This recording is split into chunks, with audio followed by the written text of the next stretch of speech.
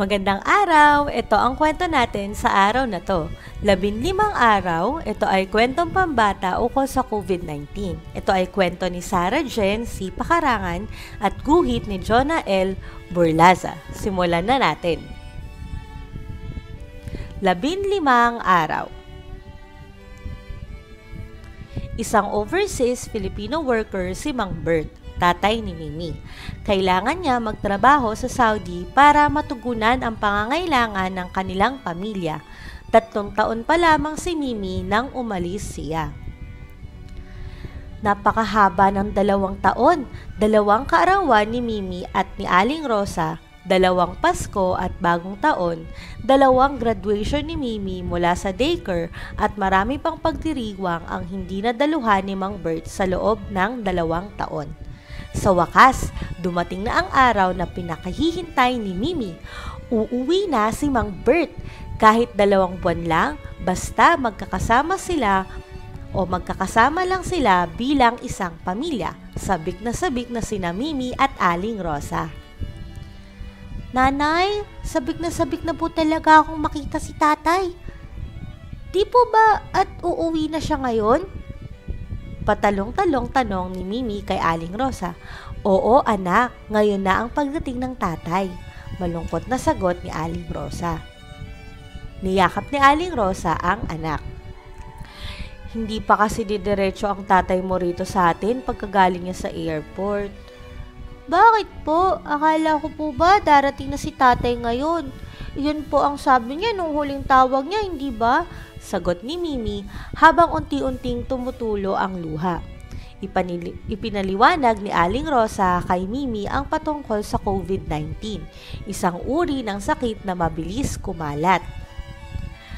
Anak, may sakit kasi ngayon na nakakahawa at kumakalat sa buong mundo. COVID-19 ang tawag sa sakit na to. Maraming mga tao na ang nagkakaroon nito. Inuubo, nananakit ang katawan, nilalagnat at nahihirapan ding huminga sa isang taong mayroon nito. Hindi ba at gusto natin na ligtas ang tatay? Kaya kailangan muna niya magpahinga sandali sa ibang lugar at makasigurado na ligtas siya sa COVID-19. At para ligtas din tayo sa kanya. Ayaw niya rin kasi na magkasakit tayo. Nakakalungkot naman po. Pero kung magiging ligtas po siya ron, sige po, bukas na lang siya uuwi. Sagot ni Mimi. Saan po ba siya matutulog ngayong gabi, nanay? Napangiti si Aling Rosa. Hindi rin muna bukas uuwi si tatay. Doon muna siya titira sa isang malaking lugar kasama ang iba pa na gusto na ring umuwi. Pero kailangan muna maging ligtas sa COVID-19. Doon muna sila para ma-quarantine. Ibig sabihin o obserbahan sila doon para masigurong wala silang sakit. Bibigyan sila ng masarap na pagkain at makakapagpahinga sila ng maayos sa lugar na yon. Makalipas ang ilang araw at siguradong walang sakit si tatay, uuwi na rin siya agad-agad sa ika-15 araw. 15 araw po, nanay. Parang matagal po yun ah. Ilan po ba ang 15? Ganito po ba? Itinaas ni Mimi ang kanyang 10 daliri. 10 yan, anak.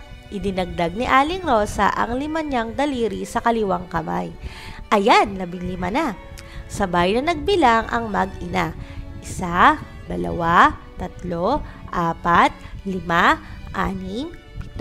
5, 6, 7, 8, 7, 8, 10, 11, 12, 13, 14, 15, 16, 15. At sa ika-15 araw, nandito na si tatay. Pagpapaliwanag ni Aling Rosa. 14 na tulog po yun. Sandali lang po, may kukunin lang ako sa bag. Nagmamadaling sagot ni Mimi. Bumalik si Mimi na may daladalang papel, lapis at masking tape. Pwede niyo po ba akong tulungan na isulat ang mga numero na sinabi ninyo? Tanong ni Mimi kay Aling Rosa. Syempre naman, habang sinisimulan nitong isulat sa papel ang mga numero. Salamat po. Saan po kaya ito magandang idikit? Tanong ni Mimi habang nag-iisip. Maganda siguro sa may tabi ng mga laruan mo, dyan sa may pader. Sagot naman ni Aling Rosa. Dinikit ni Mimi sa pader na itinuro ng ina ang papel.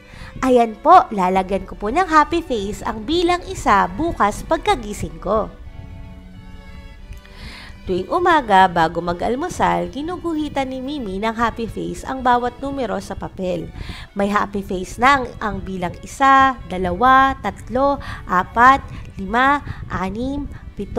9, 10, 11, 12, 12, at 13. Tignan niyo po, 2 happy face na lang, uuwi na si tatay. Sabik na wika ni Mimi kay Aling Rosa. Oo nga no, ang bilis lang pala ng araw, hindi natin namalayan. Umasa tayo na makauwi na ang tatay sa ika-15 araw. Sagot naman ni Aling Rosa ng punong-puno ng pag-asa. Ika-14 na araw na. Hindi na maitanggi ang kasabikan ng mag-ina. Nilagyan na ni Mimi ng happy face ang numero sa 14. Bukas na po uuwi si tatay. Ika-14 na ng araw ngayon. Isang tulog na lang po. Sabik na wika ni Mimi na panay ang bilang ng mga numero sa kanyang papel na kanyang idinikit sa pader. Oo nga, isang tulog na lang. Panalangin natin na bukas ay makasama na natin si tatay. Umaasang sagot ni Aling Rosa. Bago natulog ang mag-ina, nanalangin sila ng mataimtim. Puno sila ng pag-asa na makakasama na nila si Mang Bert kinabukasan. Nakangiting natulog si Mimi ng gabing iyon. Puno rin ng masasayang eksena ang panaginip niya na kasama si Aling Rosa at Mang Bert.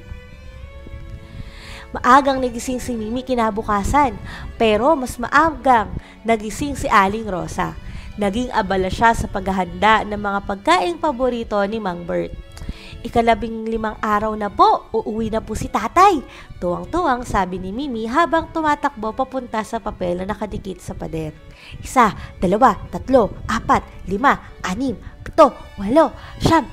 10, 11, 12, 13, 14, 15, sabi ng isang malaking boses sa likod ni Mimi.